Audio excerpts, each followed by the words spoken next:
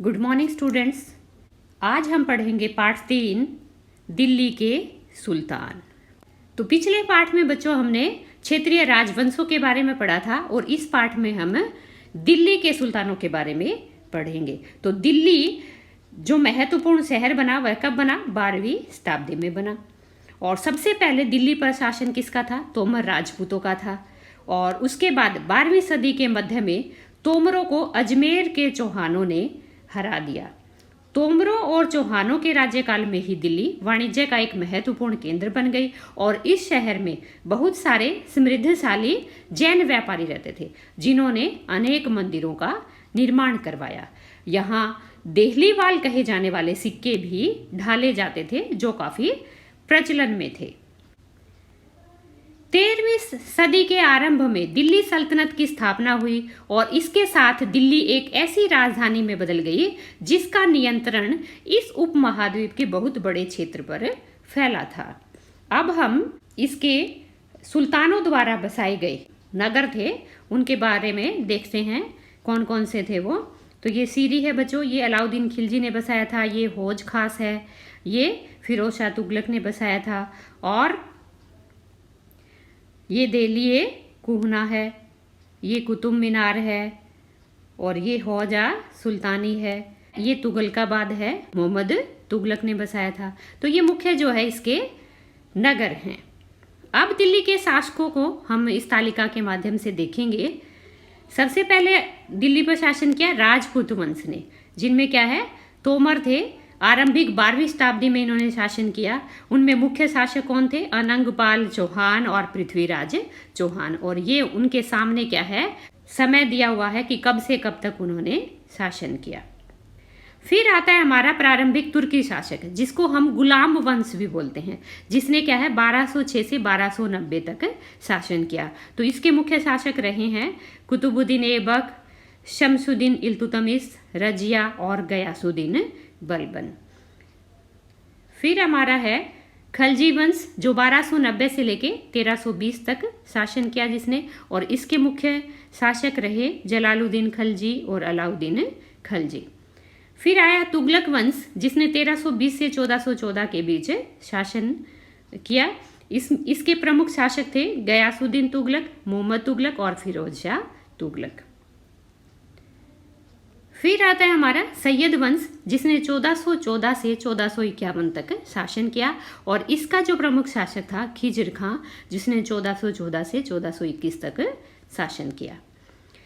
फिर आया लोदी वंश। लोदी वंश 1451 से 1526 तक रहा और इसका प्रमुख शासक था बेलोल लोदी 1451 से 1489। और 1526 के बाद क्या रहा? दिल्ली पर किसका शासन रहा? मुगल वंश का शासन रहा। अब बच्चों ये क्या है? फिरोज शाह तुगलक का मकबरा दिखाया गया है। और फिरोज शाह तुगलक का मकबरा कहाँ है बच्चों? हौज खास में, दिल्ली में हौज खास में फिरोज शाह तुगलक का मकबरा है। तो ये मैंने दिखाया था हौज खास, यहाँ पे क्या है फिरोज शाह तुगलक का मकबरा पाया जाता है।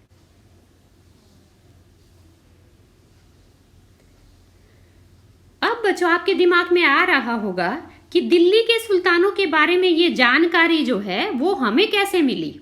तो कैसे मिली बच्चों? अभिलेखों, सिक्कों और स्थापत्य जिसमें क्या है भवन निर्माण कला आती है के माध्यम से हमें इनके बारे में जानकारी मिलती है।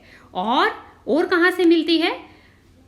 इतिहास, दिल्ली के इतिहास से, जिसे क्या है तारीख और तवारीख बोलते हैं, जो सुल्तानों के शासनकाल में प्रशासन की भाषा फारसी में लिखे गए। अब इन तारीख और तवारीख को लिखा किसने बच्चों? तो इनके लेखक थे सचिव, प्रशासक, कवि और दरबारी थे, जो क्या थे सुशिक्षित व्यक्ति होते थे और जो भी घटना घटती थी उसका वर्णन वे करते थे और शासकों को प्रशासन संबंधी सलाह भी देते थे।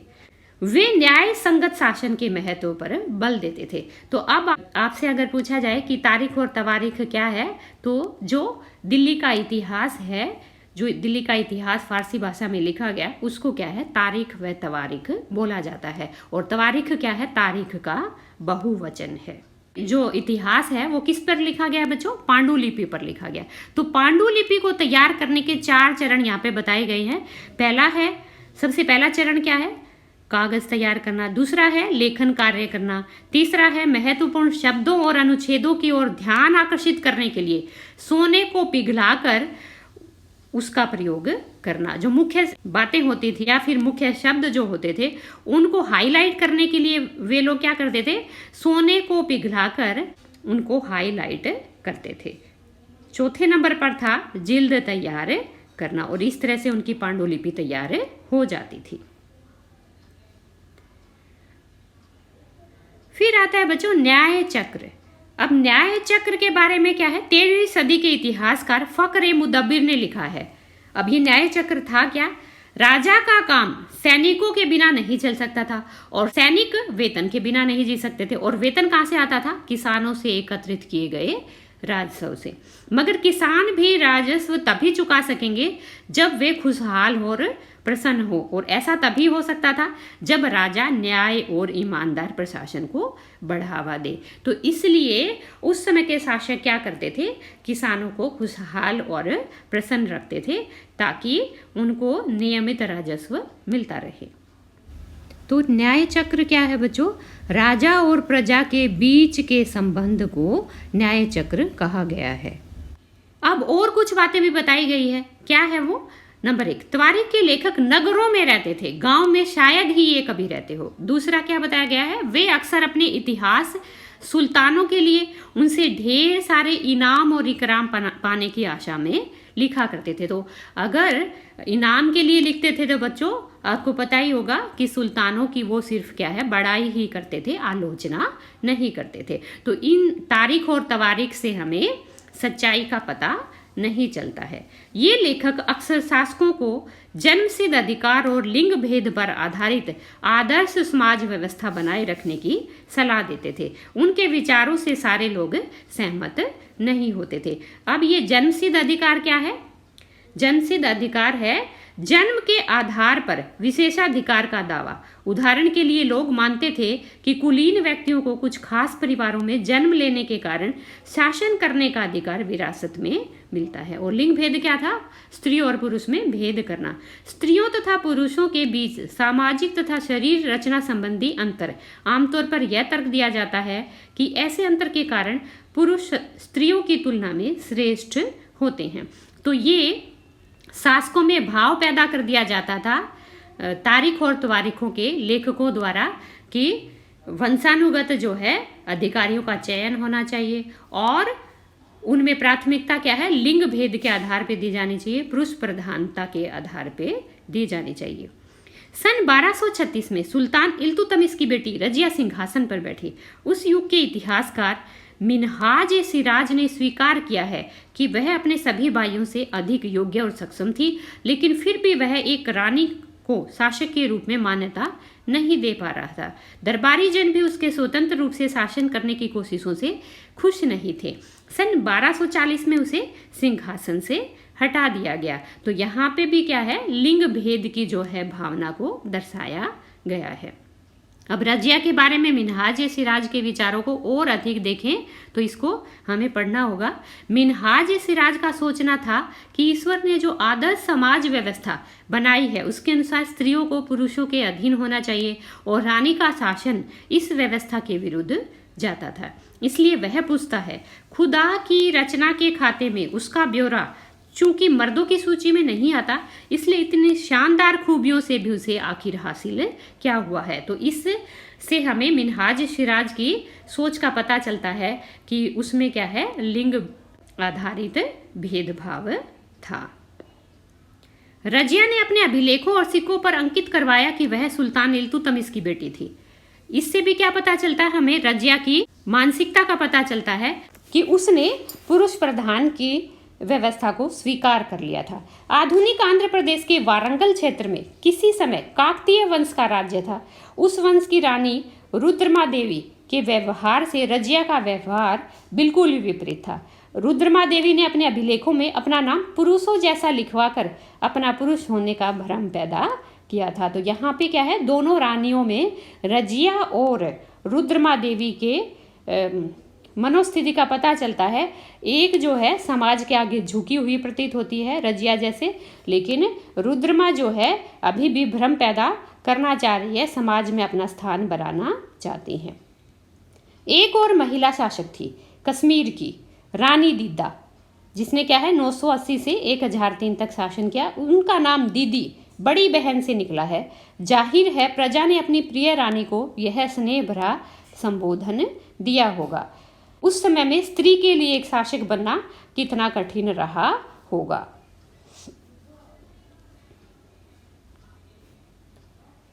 दिल्ली सल्तनत का विस्तार गैरिसन शहर से साम्राज्य तक। अब गैरिसन शहर क्या होता है? सैनिक छावनी को गैरिसन शहर बोला जाता है। जहाँ पे सैनिक टुकड़ी रहती है उसको गैरिसन शहर बोला जाता है।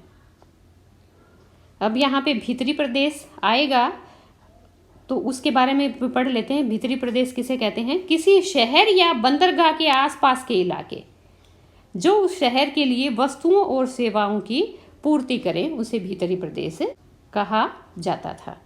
13वीं शताब्दी के आरंभिक वर्षों में दिल्ली के सुल्तानों का शासन गैरिसनों के निवास के लिए बने मजबूत किलेबंद शहरों से परे शायद ही कभी फैला हो।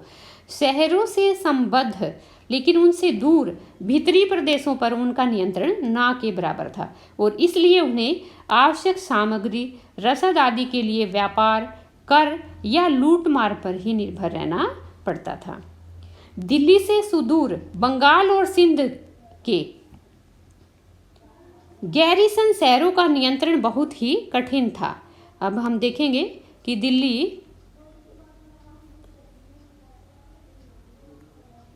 ये हमारी दिल्ली है बच्चों, और यहाँ पे हमारा ये सिंध प्रदेश है और यहाँ पे हमारा बंगाल प्रदेश है। तो यहाँ दिल्ली से ये क्या है, इलाके दूर पड़ जाते हैं, इसलिए यहाँ से नियंत्रण करना बहुत कठिन था। बगावत, युद्ध, यहाँ तक कि खराब मौसम से भी उनसे संपर्क के नाजुक सूत्र छिन्न भिन्न हो जाते थे। शासन को अफगानिस्तान से आने वाले हमलावरों और उन सूबेदारों से बराबर चुनौती मिलती रहती थी, जो जरा सी कमजोरी का आभास मिलते ही विद्रोह का झंडा खड़ा कर देते थे, क्योंकि उनको पता था कि दिल्ली से यहाँ की सूचना जो है बहुत दूर हो जाती है और दिल्ली से इनका संबंध जो है इतना जल्दी स्थापित नहीं हो सकता। तो इन क्षेत्रों पर नियंत्रण करना आसान नहीं था। वहाँ पे क्या है, विद्रोह का झंडा जो है जल्दी बुलंद होता था। इन चुनौतियों के चलते सल्तनत बड़ी मुश्किल से किसी तरह अपने आप को बचाए हुए थी। इसका विस्तार हुआ। तो अब पीछे आपसे क्वेश्चन में पूछेगा बच्चों कि दिल्ली सल्तनत का विस्तार किसके शासनकाल में हुआ? तो ये ध्यान से आपको सुनना है, किसके शासनकाल में हुआ? गयासुद्दीन बलबन, अलाउद्दीन खलजी और मोहम्मद तुगलक के राज्यकाल में। सल्तनत की भीतरी सीमाओं में जो अभियान चले, उनका लक्ष्य था गैरिसन शहरों की पृष्ठभूमि में स्थित भीतरी क्षेत्रों की स्थिति को मजबूत करना। इन अभियानों के दौरान गंगा यमुना के दोआब से जंगलों को साफ कर दिया गया और शिकारी संग्राहकों तथा चरवाहों को उनके पर्यावासों से खदेड़ दिया गया। वह जमीन किसानों को दे दी गई और कृषि कार्य को प्रोत्साहन दिया गया। व्यापार मार्गों की सुरक्षा और क्षेत्रीय व्यापार की उन्नति की खातिर नए किले और शहर बनाए बसाए गए। तो यहाँ पे आपको समझ आ गया होगा बच्चों, नए किले और शहर क्यों बसाए गए। व्यापार मार्गों की सुरक्षा और क्षेत्रीय व्यापार की उन्नति के लिए बसाए गए। दूसरा विस्तार सल्तनत की बाहरी सीमा पर हुआ।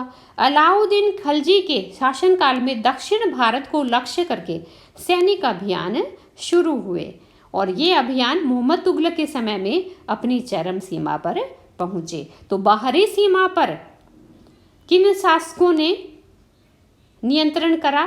अलाउद्दीन खिलजी और मोहम्मद तुगलक ने। इन अभियानों में सल्तनत की सेनाओं ने हाथी, घोड़े, गुलाम और मूल्यवान धातुएं अपने कब्जे में ले ली।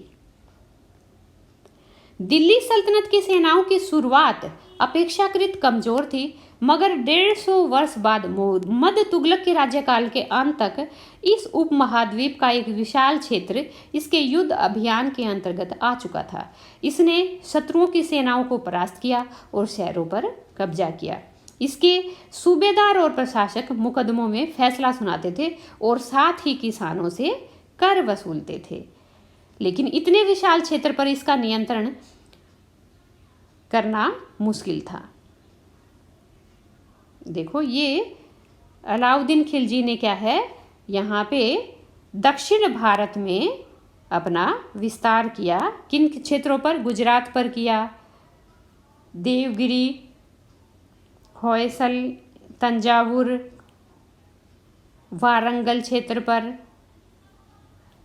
तो क्या है, आपने यहाँ पे सैनिक अभियान चलाए और दक्षिण भारत के क्षेत्रों पर अपना नियंत्रण किया।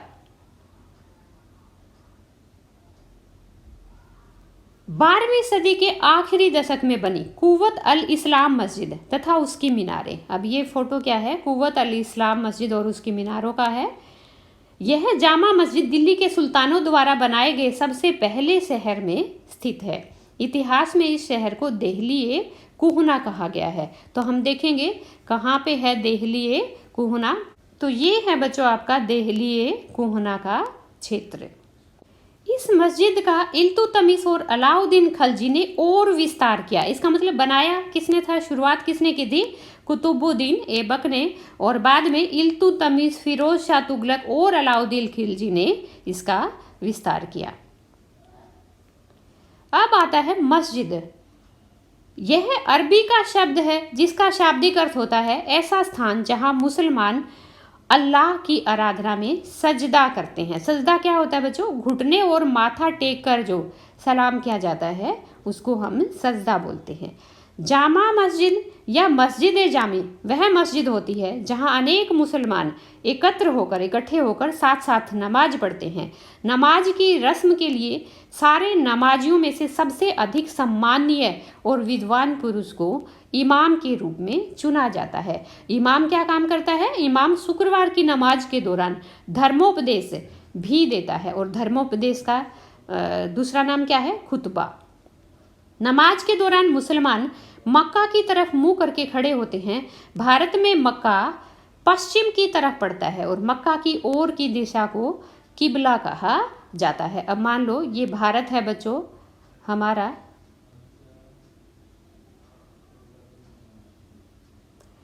तो ये हमारा पूर्व है और ये हमारा पश्चिम है। तो इस दिशा को हम क्या कहते हैं?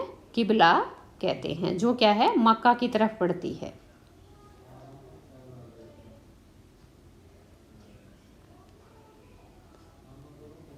दिल्ली के सुल्तानों ने सारे उपमहाद्वीप के अनेक शहरों में मस्जिदें बनवाई। इससे उनके मुसलमान और इस्लाम के रक्षक होने के दावे को बल मिलता था। समान आचार संहिता और आस्था का पालन करने वाले श्रद्धालुओं के परस्पर एक समुदाय से जुड़े होने का बोध उत्पन्न करने में भी मस्जिदें सहायक थी। एक समुदाय का अंग होने के बोध को प्रबल करना जरूरी था, क्योंकि मुसलमान अनेक भिन्न भिन्न प्रकार की पृष्ठभूमियों से आते थे। कोई सिया थे बच्चों मुसलमान और कोई मुसलमान सुन्नी थे। तो इसलिए क्या है, एक भावना पैदा करने के लिए उन्होंने क्या है, मस्जिदों का निर्माण किया। तो इनमें कौन सी है? ये मोठ की मस्जिद है, यह भी दिल्ली की फेमस मस्जिद है। और किसने बनवाया था इसको? सिकंदर लोदी के शासनकाल में उसके मंत्री द्वारा बनवाई गई थी। ये है आपकी मोठ की मस्जिद। फिर है जमाली कमाली की मस्जिद, जिसे 1520 के दशक के आखिरी दिनों में बनवाया गया था।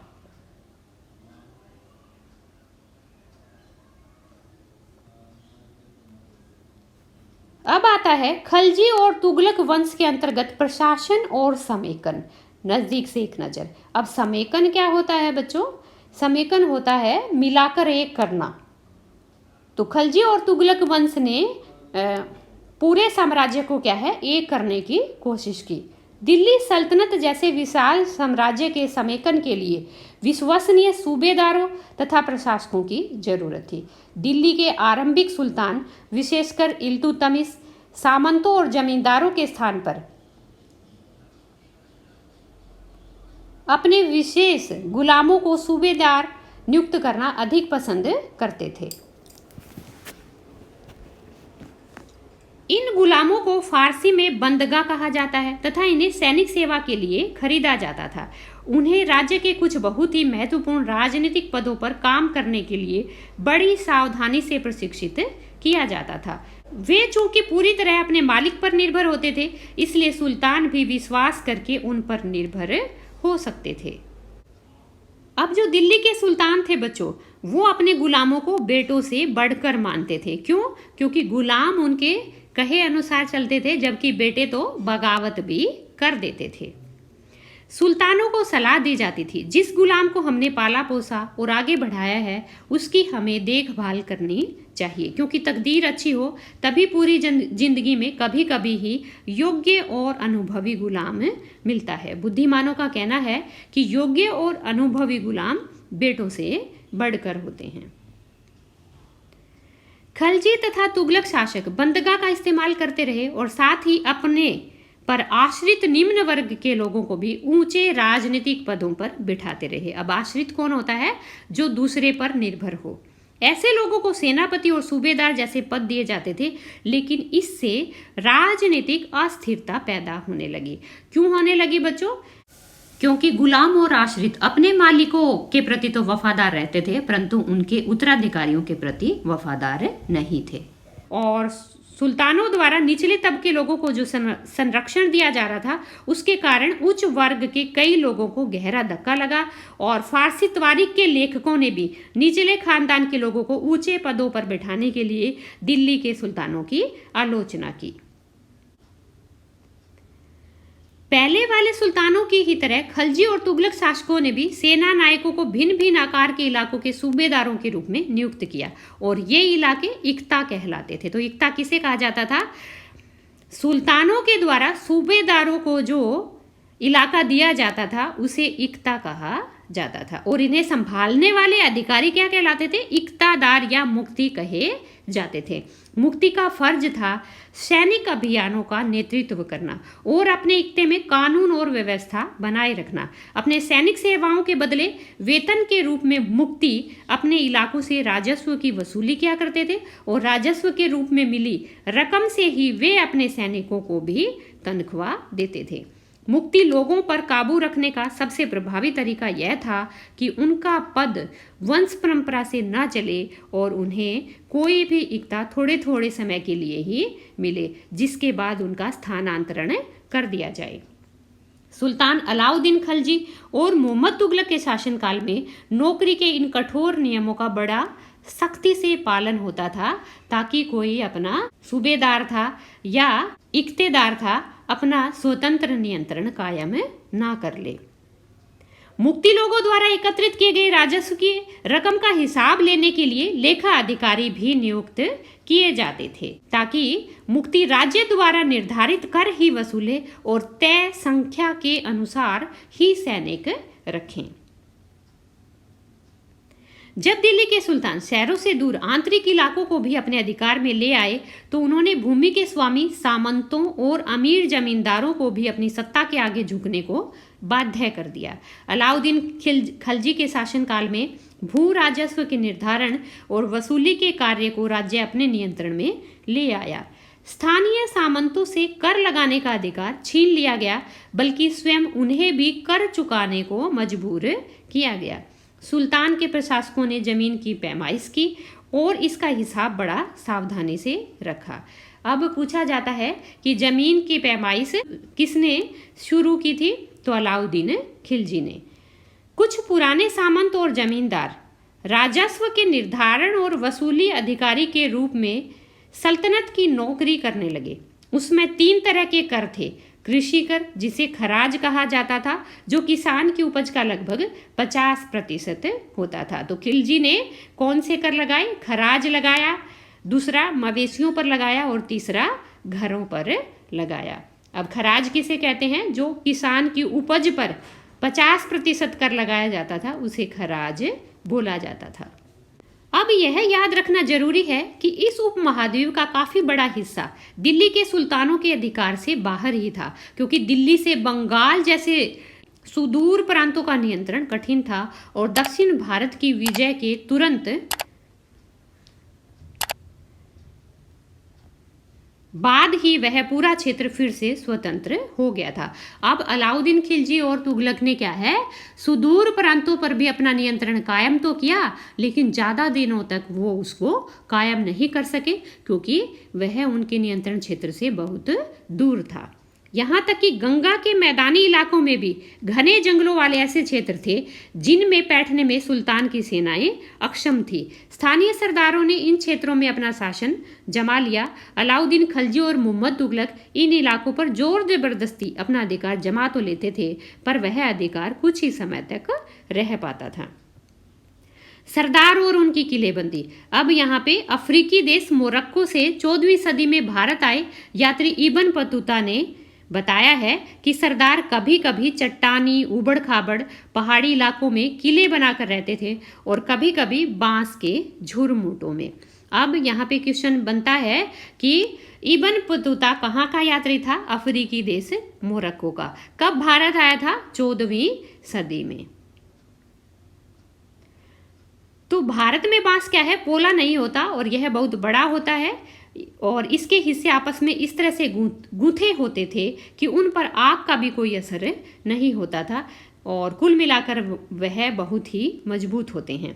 सरदार इन जंगलों में रहते थे। क्यों रहते थे? ताकि अपनी रक्षा कर सके, तो संरक्षण के लिए ये जंगलों में रहते थे। अब विदेशियों ने भी क्या है, दिल्ली की सीमाओं पर आक्रमण किया, जिसमें क्या है, मुख्य है चंगेज खान।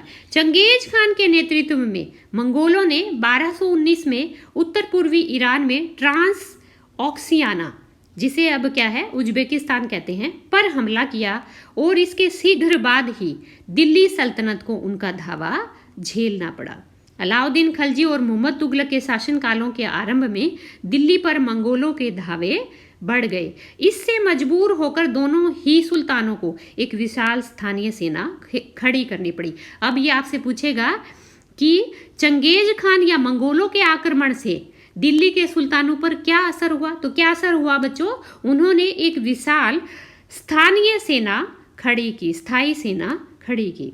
इतनी विशाल सेना को संभालना प्रशासन के लिए भारी चुनौती थी। आइए देखते हैं कि कैसे उन्होंने इस चुनौती का सामना किया।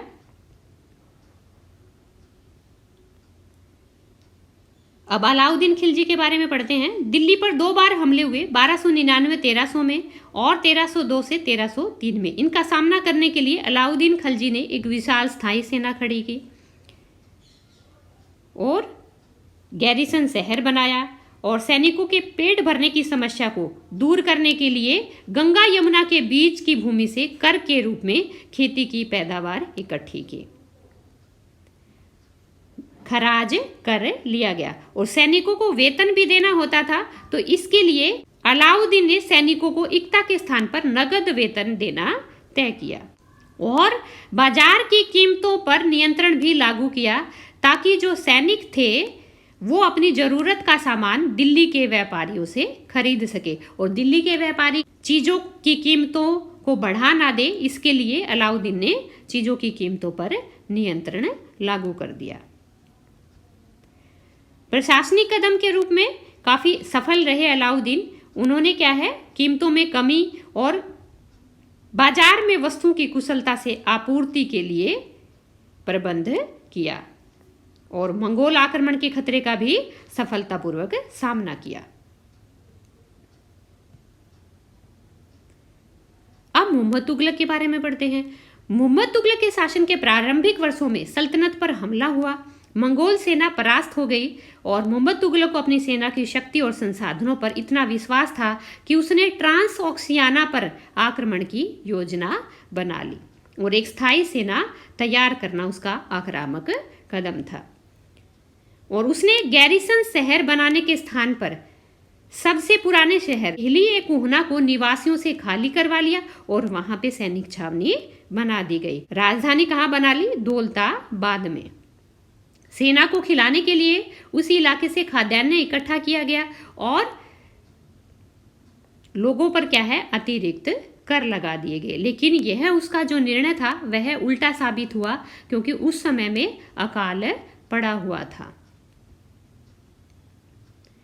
मोहम्मद तुगलक भी अपने सैनिकों को नगद वेतन देता था, लेकिन कीमतों पर नियंत्रण करने की जगह उसने कुछ कुछ आज की कागजी मुद्रा की तरह टोकन मुद्रा चलाई। और ये सिक्के धातु के बने होते थे, लेकिन सोने चांदी के ना होकर सस्ती धातु के बने होते थे। तो लोगों ने क्या है, अपने घरों में ही सस्ती धातु के सिक्के बनाने शुरू कर दिए, जिससे क्या है, लोगों का इस मुद्रा पर भरोसा नहीं था। सोने चांदी के सिक्के वे बचाकर रख लेते थे और अपना तमाम कर इस टोकन मुद्रा से ही चुकाते थे। और ऐसे जाली सिक्के बनाना क्या है, बहुत आसान था। तो इस कदम के कारण मोहम्मद तुगलक को पढ़ा लिखा मूर्ख भी बोला जाता है। मोहम्मद तुगलक द्वारा उठाए गए प्रशासनिक कदम बेहद असफल रहे। जैसे कश्मीर पर उसका आक्रमण पूरी तरह विफल रहा। फिर उसने तुरान पर हमला करने का इरादा छोड़ दिया और अपनी विशाल सेना को भंग कर दिया। इस बीच जो उसने प्रशासन संबंधी कदम उठाए, उससे भी परेशानियां पैदा हुई। जैसे दौलताबाद अपनी राजधानी ले गया तो उससे लोग नाराज थे। करों में वृद्धि भी उस समय की गई जब अकाल पड़ा हुआ था। तो इससे जनता क्या है, बगावत पर उतर आई और मोहम्मद तुगलक को अंततः टोकन मुद्रा भी वापस लेने पड़े। तो जो उसके फैसले थे कई उसके ऊपर भारी पड़े।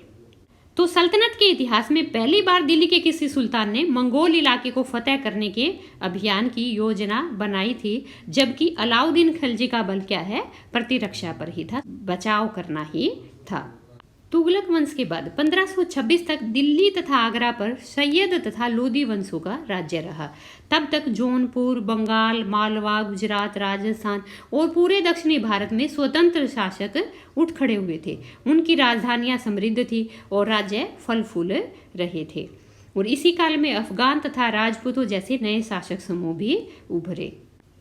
इस काल में स्थापित राज्यों में से कुछ छोटे तो थे, पर ये शक्तिशाली थे और उनका शासन बहुत ही कुशल और सुव्यवस्थित था।